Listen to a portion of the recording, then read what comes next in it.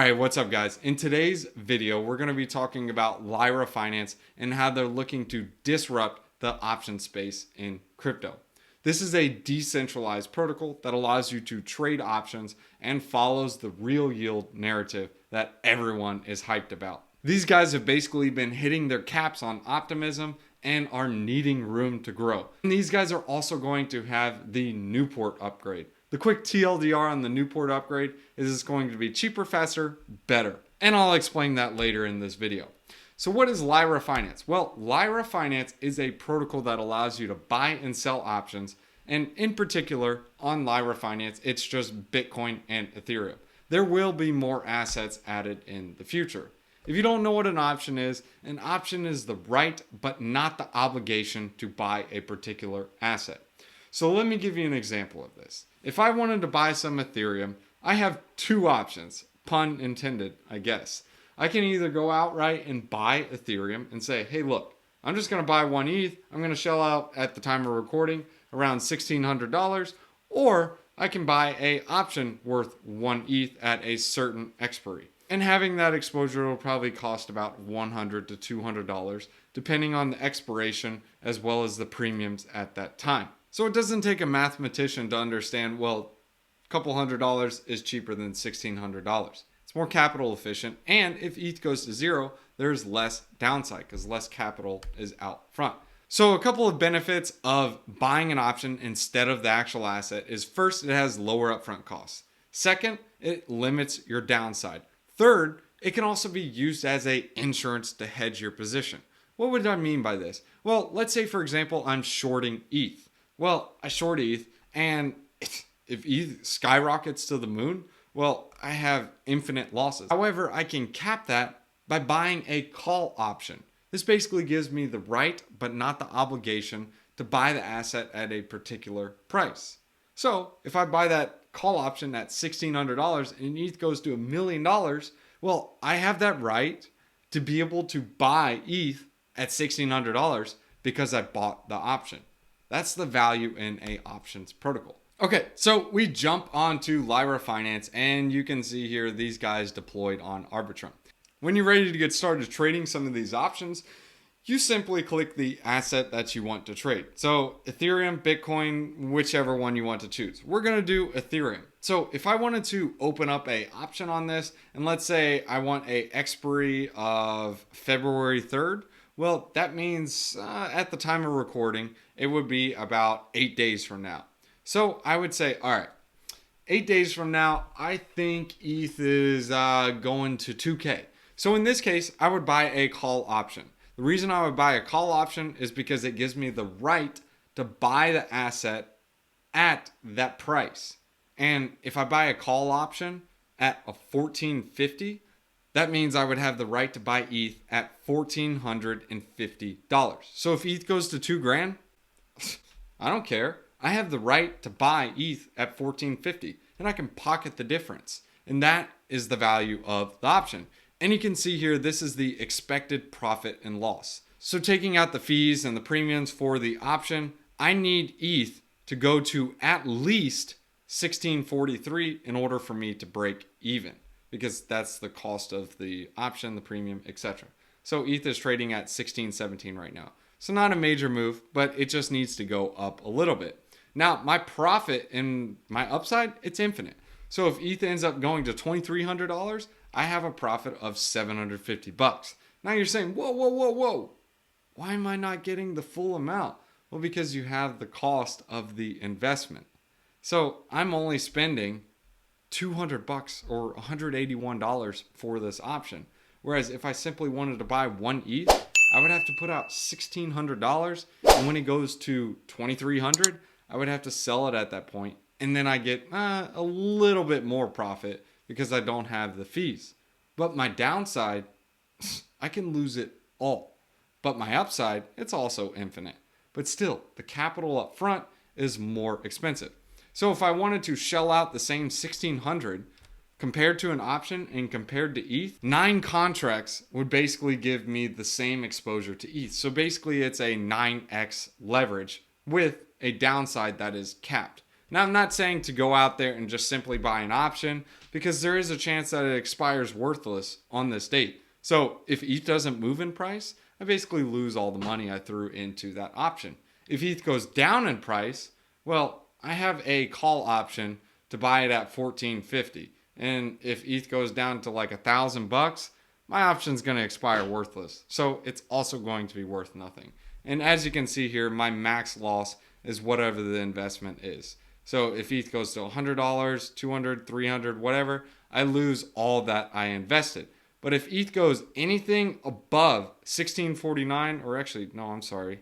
Yes, 1643. Anything above 1643, I'm good. I'm in the green just for this date. Now, this does differ for different prices. So typically when you're buying an option, you want to try to get it as close as you can to the current price of the market, because the prices are not going to be as volatile. Because typically when it's around the market price, you're going to get the cheapest cost for that option. So in this case, it's going to be around $76 if I buy an option around 1600. That means I have the right to buy ETH at $1,600. Obviously, you can see here that's automatically profitable. I'd be making 17 bucks right on the spot. Now, it doesn't work like that because you have the fees and you have the cost of the option. So you simply aren't in profit as soon as you buy it. But if you simply were able to buy 1 ETH, that's the difference. So this is what determines the cost of the option. This is called the Black-Scholes model. Basically, it takes a couple of different inputs. The first is the asset price, the strike price, the risk-free interest rate, the time to expiry, and the implied volatility. Now, all of these different factors will determine the cost of the option. So if I pick out a date that is further in expiration, it's going to cost more. Picking a strike price that is way different than the market price is going to create different pricing. If I'm further away from it, as in like I'm getting a better deal on a call option, like the right to buy ETH at 1450 instead of 1550, it's going to cost me more because I can buy it cheaper. Now the put option is the opposite of this, because if I'm having the right to sell ETH at 1450, it's going to be peanuts compared to having the right to sell ETH at 1800. Obviously 1800, being able to sell ETH there is more profitable than 1450. So that's also going to factor in the cost of the option and why it's more expensive. You also have the factor of implied volatility. If ETH is extremely volatile, going from $1,000 to $2,000 in a day, these options are going to cost a bunch of money because there is a lot of volatility. So these are just a few factors that determine the price of the different options. So let's show you an example of how this would look if we executed a trade. We're going to go ahead and buy a call option. We're going to do at 1450. We're going to do one contract, and our price per option is $182. So our max cost is $182, and we get a estimated rewards of 0.12 and 0.07 optimism. The rebates are determined by the staked amount of Lyra, and I'll explain that later in this video. And as you can see here, this gives us a breakdown of the different options that can happen. If you scroll down a little further, you can see a couple of different examples of the scenarios that can happen. Our break even is 1632. Our max profit is infinity. Our maximum loss is 182, which is the cost of the investment. And simply you would click to open it and you would have this option, and you have the right to sell it at any time, because these options are not going to execute. If you don't do anything with it, it's going to expire worthless. So you need to make sure you go ahead and sell these different options, because upon expiration they're going to be worth nothing. So as time goes on, these options actually get cheaper. So as you can see here, a February 3rd expiration date at 1450 is going to be $174. But if we do a January 27th, actually it doesn't even show up. So let's do the 1550. You can see here it's 69 bucks. Now, if we do a February 3rd at 1550, it's going to be $98. As you can see here, there's about a 40 to 50% price difference. Now, if you simply don't even want to trade the options and you just want to go into the different vaults, you can see these guys are basically the market maker vaults. They take the other sides of the trades that the market is participating in. Make sure you understand the risks getting into this. Just because you see the rewards APY here, this doesn't mean you're guaranteed to earn this. There is a chance that you lose money in this. And you can actually check out the metrics and see how they were previously. but 30-day performance is plus 14.5, and you can actually check out some of the stats here on the vault overview. I'll leave a link in the description below so you guys can check this out, but the LP performance since inception is 5.67%, and on average it's 6.77%. This is for the SETH vault.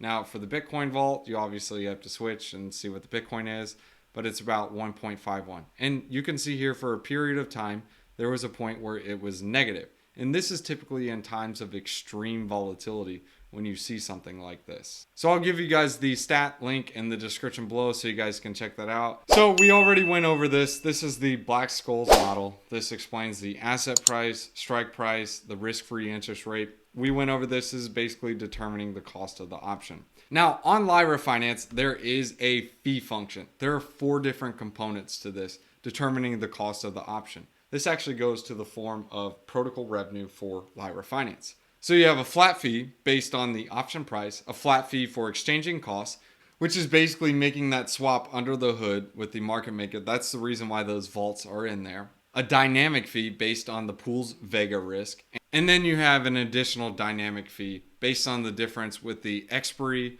base, IV, as well as the GWAV. So let's give an example of this. We got Alice, and she's like, bro, I'm going to buy some JAG stock, and I'm going to pay $5 for this because that's the cost of the premium.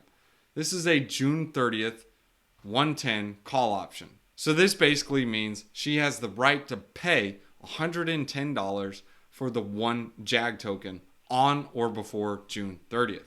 Here's some outcomes from buying these calls for $5 to buying JAG for $110. So scenario 1, the JAG price rises to $130. Alice bought 1 JAG for $110. She would make $20 on her investment. You got 110 minus 130, you profit the 20. That's it. But you had that full upfront capital cost. Now, if she bought the June 30th $110 call for $5, well, she can purchase the coin for $110 and sell it for $130, netting a profit of $15. Why? Well, the cost of the option for $5 minus the profit, which is $20, she profits $15. So factoring in the $5 cost of the option, that's a profit of $15 on a $5 investment. That's a 300% return. Now, let's say the price stays the same. Well, she loses nothing as she bought JAG. So 110, whatever. So she loses nothing. But buying the option, she would lose $5. Big whoop. So it expires worthless. Now the price goes to $60. Well, if Alice bought JAG for $110, she would lose $50. Why? Because 110 to $60, I mean, you lose $50. It's not minus 50%, but whatever. Alice had bought the option. She would only lose $5. Why? Because the option would expire worthless and she'd be like, but whatever, take my $5 and we'll call it a day. At least I didn't lose too much. So here's some tokenomics on Lyra Finance to break this down. Lyra, the Lyra token itself, is actually used for a couple of different things. First, you can stake it for protocol revenue. Second, it also gives utility by giving rewards to people in the vaults by boosting their staking rewards, as well as for governance, and it offers trading rebates based on the amount staked. This way. As you can see over here, these are the different amounts of Lyra that you need staked in order to get different rebates when you're trading options on the platform.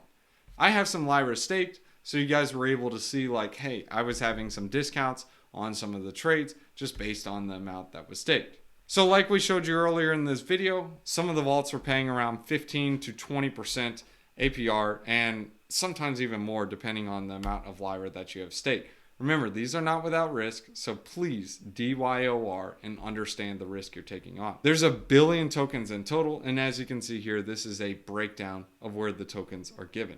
If you want to pause the video, you guys can check it out. So here are some updates and potential catalysts, in my opinion, for Lyra Finance.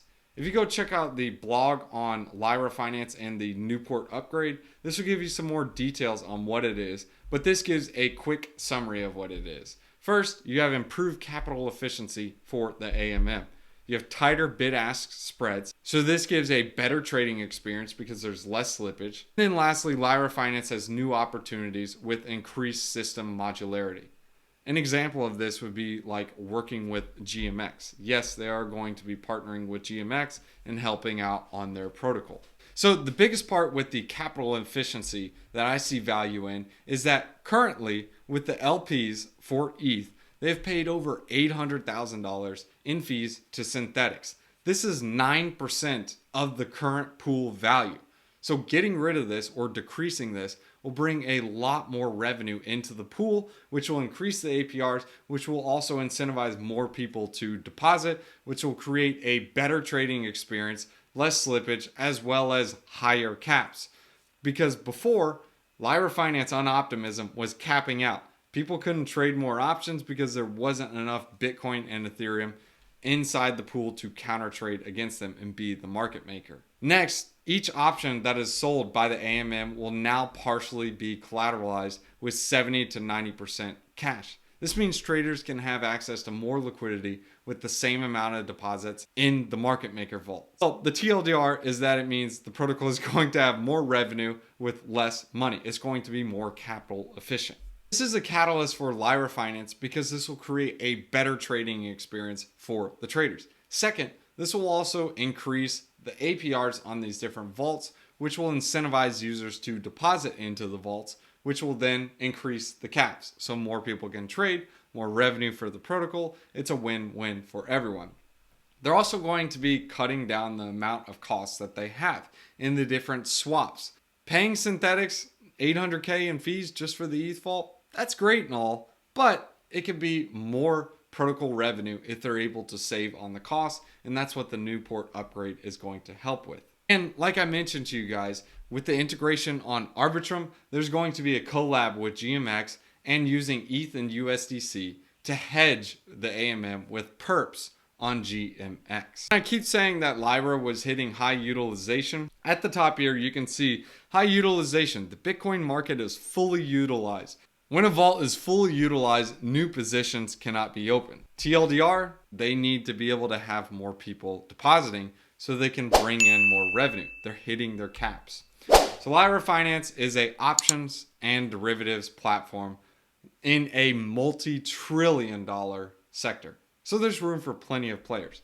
The market cap of this token is like 30 million at time of recording. So with the Newport upgrade, this will bring more capital efficiency, tighter spreads for traders, as well as lowering the costs to boost the vault yields. I believe Lyra is well positioned to grab some of the market share. Now, not to mention the Arbitrum deployment and collab with GMX. And of course, the trading volume being up only before the upgrade.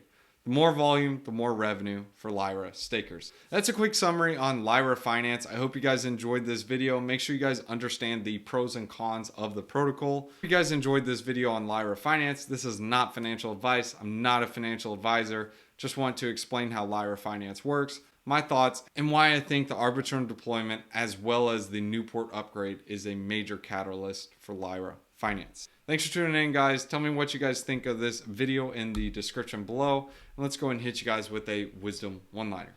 Proverbs chapter 10, verses 5. He who gathers crops in summer is a prudent son, but he who sleeps during harvest is a disgraceful son. Don't be sleeping in the harvest, man. That's like the bear market. Bear market is the time to plant those seeds. Peace, guys.